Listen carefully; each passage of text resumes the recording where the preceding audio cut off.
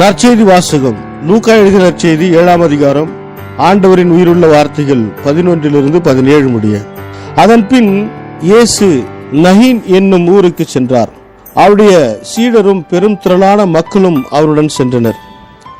அவர் அவ்வூர் வாயிலை நெருங்கி வந்தபோது இறந்த ஒருவரை சிலர் தூக்கி வந்தனர். தாய்க்கு அவர் ஒரே மகன், அத்தாயோ கைம்பெண். அவ்வூரைச் சேர்ந்த பெரும் திரளான மக்களும் அவரோடு இருந்தனர். அவரை கண்ட ஆண்டவர் அவர் மீது பரிவு கொண்டு, அழாதீர் என்றார். அருகில் சென்று பாடையை தொட்டார். அதை தூக்கிச் சென்றவர்கள் நின்றார்கள். அப்பொழுது அவர், இளைஞனே, நான் உனக்கு சொல்லுகிறேன், எழுந்திடு என்றார். இறந்தவர் எழுந்து உட்கார்ந்து பேசத் தொடங்கினார். இயேசு அவரை அவர் தாயிடம் ஒப்படைத்தார். அனைவரும் அச்சமுற்று, நம்மிடையே பெரிய இறைவாக்கினர் ஒருவர் தோன்றியிருக்கிறார், கடவுள் தம் மக்களை தேடி வந்திருக்கிறார் என்று சொல்லி கடவுளை போற்றி புகழ்ந்தனர். அவரை பற்றிய இந்த செய்தி யூதேய நாடு முழுவதிலும் சுற்றியுள்ள பகுதிகளிலும் பரவியது. இது வாழ்வுதரும் கிறிஸ்துவின் நற்செய்தி. கிறிஸ்துவே உமக்கு புகழ். ಲೂಕ ಅಧ್ಯಾಯ 7 ವಚನ 11-17 ಮರುದಿನ ಯೇಸು ನಾಯಿನ್ ಎಂಬ ಊರಿಗೆ ಹೋದನು.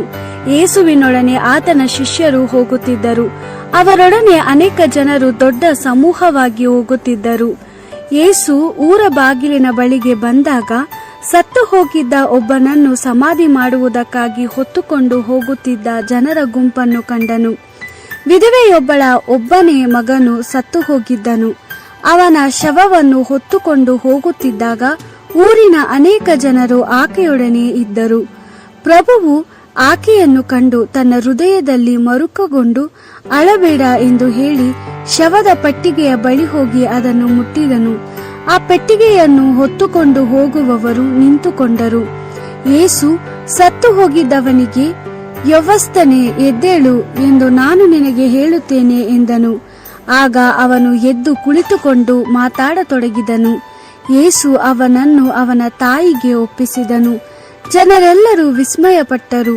ಅವರು ದೇವರನ್ನು ಸ್ತುತಿಸುತ್ತಾ, ಒಬ್ಬ ಮಹಾಪ್ರವಾದಿ ನಮ್ಮ ಬಳಿಗೆ ಬಂದಿದ್ದಾನೆ, ದೇವರು ತನ್ನ ಜನರಿಗೆ ಸಹಾಯ ಮಾಡಲು ಬಂದಿದ್ದಾನೆ ಎಂದು ಹೇಳಿದರು. ಯೇಸುವಿನ ಕುರಿತಾದ ಈ ಸುದ್ದಿಯು ಜುದೇಯದಲ್ಲಿಯೂ ಅದರ ಸುತ್ತಮುತ್ತಲಿನ ಎಲ್ಲ ಸ್ಥಳಗಳಲ್ಲಿಯೂ ಹಬ್ಬಿಕೊಂಡಿತು. ದೇವರ ವಾಕ್ಯವಿದು. ದೇವರಿಗೆ ಕೃತಜ್ಞತೆ ಸಲ್ಲಲಿ. Gospel according to Luke chapter 7 verse 11-17. One day Jesus went to a town called Naim. His disciples and a large number of people went with him. As he reached the gate of the town, a dead man was being carried out. He was the only son of his mother and she was a widow. A large crowd of townspeople accompanied her. On seeing her, the Lord felt pity for her and said, "Do not cry." Then he came up and touched the bear, and the bearer stopped. Jesus said, "Young man, I tell you, get up." And the dead man sat up and began to speak, and Jesus gave him to his mother. Great awe came over them all, and they praised God, saying, "A great prophet has appeared among us. God has visited his people." This report about Jesus spread throughout Judea and the surrounding country. The Gospel of the Lord. Praise to you, Lord Jesus Christ.